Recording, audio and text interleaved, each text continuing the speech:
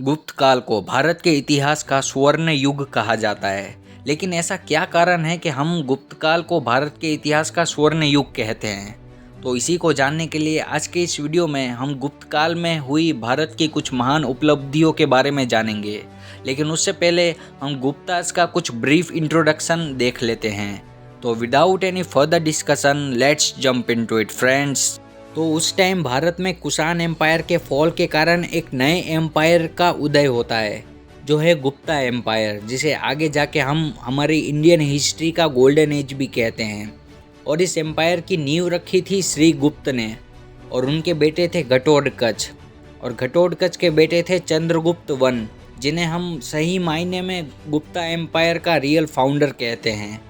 और चंद्रगुप्त वन ने कुमार देवी से शादी की थी, और ये वो पहले गुप्त राजा थे जिन्होंने खुद को महाराजा धीराज का टाइटल दिया था। और इन्होंने अपने शासनकाल में सोने के सिक्के इशू किए थे। और फिर उसके बाद आते हैं चंद्रगुप्त वन के बेटे समुद्रगुप्त, और समुद्रगुप्त को हम भारत के इतिहास का नेपोलियन भी कहते हैं। और इनके बारे में हमें जानकारी इनके राजकवि हरिसेन से मिलती है, और साथ ही साथ गुप्तास के शिलालेखों में से भी मिलती है।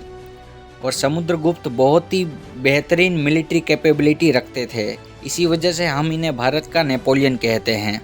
समुद्रगुप्त के दो बेटे थे, जो थे रामगुप्त और चंद्रगुप्त द्वितीय, जिन्हें हम राजा विक्रमादित्य के नाम से भी जानते हैं।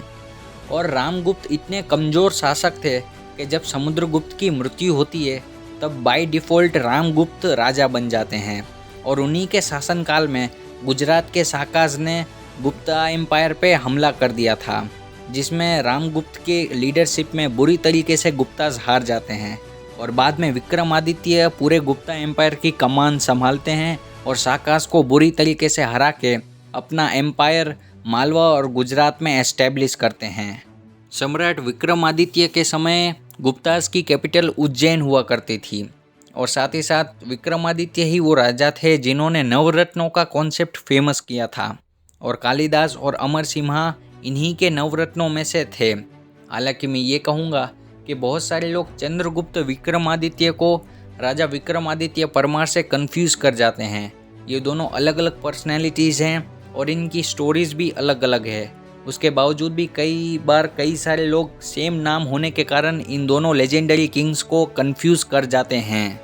और गुप्ता एम्पायर चंद्रगुप्त विक्रमादित्य के अंडर में अपने पीक पर था, क्योंकि उनके बाद उनके बेटे कुमार गुप्त ने गुप्ता एम्पायर का फर्दर एक्सपांसन ना करके जो ऑलरेडी एस्टेब्लिश्ड किंगडम है उसे मेंटेन किया। और कुमार गुप्त ही वो महान राजा थे जिन्होंने भारत की सबसे महान और ऐतिहासिक यूनिवर्सिटी नालंदा यूनिवर्सिटी की स्थापना की थी। और उनके बाद उनके बेटे आते हैं स्कंदगुप्त, जो गुप्ता डायनेस्टी के आखिरी सबसे ताकतवर शासक माने जाते हैं। और स्कंदगुप्त के समय में हुनों का आक्रमण भारत पे हुआ था, और उन्होंने भारत में आक्रमण करते समय तक्षशिला, जो कि वर्ल्ड की सबसे पहली यूनिवर्सिटी मानी जाती है, उसे ख़त्म कर दिया था। और हुनों ने भारत में खैबर पास के रास्ते से आक्रमण किया था। और सबसे मज़े की बात यह है कि बहुत सारे अटैक्स भारत में हुए हैं इतिहास में, और बहुत सारे आक्रमणकारियों ने खैबर पास के रास्ते से ही ये आक्रमण किया था। अगर गुप्ताज ने इस बात को नोटिस किया होता और उसी टाइम खैबर पास का रास्ता बंद करवा दिया होता, तो हो सकता है कि भारत में जो इतने सारे विदेशी आक्रमण हुए हैं इतिहास में, उनमें से कुछ आक्रमण शायद ना हो पाते। और दूसरी बात यह कि हुनाज एक फाइटर नॉर्मैडिक ट्राइब थी, जो किसी एक जगह पे स्पेसिफिकली नहीं रुकते थे। ये एक जगह से दूसरी जगह जाते और वहाँ लूटपाट करते, और इनका स्पेसिफिकली कोई लीडर नहीं होता था। और दूसरी बात ये कि स्कंदगुप्त ने हुनास को बहुत ही कांटे की टक्कर दी थी और उन्हें भारत से भगा दिया था। लेकिन इस वॉर के कारण स्कंदगुप्त का बहुत ज़्यादा लॉस हुआ था, और इस वजह से गुप्तास की सुप्रीमेसी को एक बहुत बड़ा झटका भी लगा था उस टाइम। और इस वॉर के बाद से ही गुप्तास का डाउनफॉल होना शुरू हो गया था। हालांकि गुप्ता डायनेस्टी एक बहुत ही महान डायनेस्टी थी, और इन्होंने करीब 200 साल तक भारतवर्ष पे राज किया था। और गुप्तास का हमारे इंडिया में एक बहुत बड़ा कंट्रीब्यूशन रहा है। तो चलो अब हम ये जान लेते हैं कि गुप्तास के टाइम में इंडिया में क्या क्या अचीवमेंट्स हुई थी। तो सबसे पहले शूद्रास की कंडीशन इम्प्रूव हुई थी, शूद्रास को भी रिलीजियस बुक्स रीड करने की परमिशन मिली थी। और गुप्ताज वैष्णविज्म में बहुत ज़्यादा बिलीव करते थे, तो इस वजह से वैष्णविज्म बहुत ज़्यादा फेमस हुआ था गुप्ता एज में। और ब्राह्मण्स को बहुत सारे लैंड ग्रांट्स भी मिले थे। और गुप्ता एज का आर्ट बहुत ही ज़्यादा यूनिक है, जिसका एक बेस्ट एग्जाम्पल है समुद्रगुप्त के कॉइन्स, जिसमें वो वीणा बजाते हुए दिखाए गए हैं।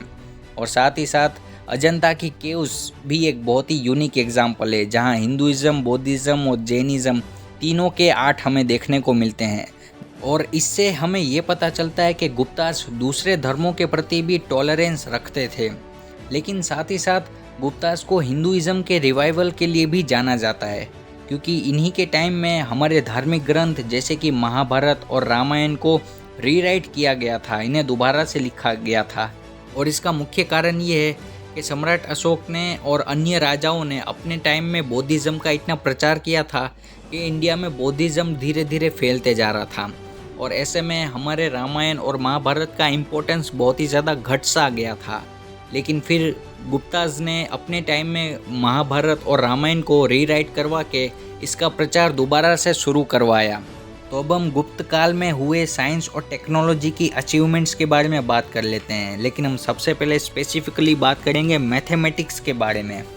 तो मैथमेटिक्स की अगर हम बात करें तो आर्यभट्टा उस टाइम के एक महान मैथमेटिशियन थे, जो कि पाटलिपुत्र से थे, और उन्होंने बुक लिखी थी आर्यभट्टिया।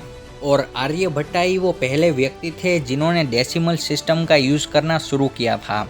उन्होंने एक मेथड फॉर्मुलेट की थी जिससे हम एरिया ऑफ ट्रायंगल ढूंढ सकते हैं, जिसने आगे जाके ट्रिग्नोमेट्री की ओरिजिन को एस्टेब्लिश किया।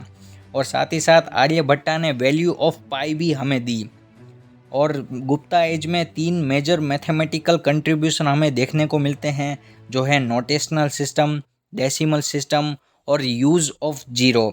और साथ ही साथ सूर्य सिद्धांत नामक एक पुस्तक भी उस समय लिखी गई थी, जो कि हमें सन की ग्रेविटी के बारे में बताता है।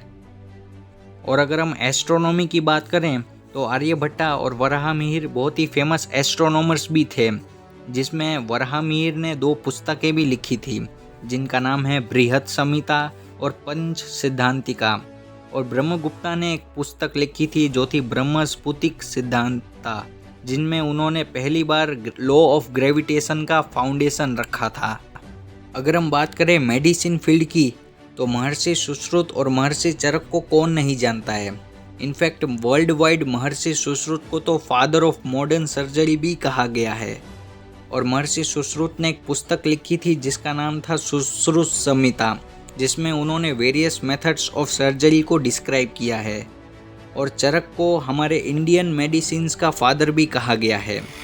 तो ये था गुप्ताज का कंट्रीब्यूशन हमारे इंडियन हिस्ट्री में। हालांकि गुप्ताज का कंट्रीब्यूशन इससे भी कहीं ज़्यादा है, लेकिन मैंने आपको हर चीज़ को बहुत ही शॉर्ट वे में डिस्क्राइब करने की कोशिश की है।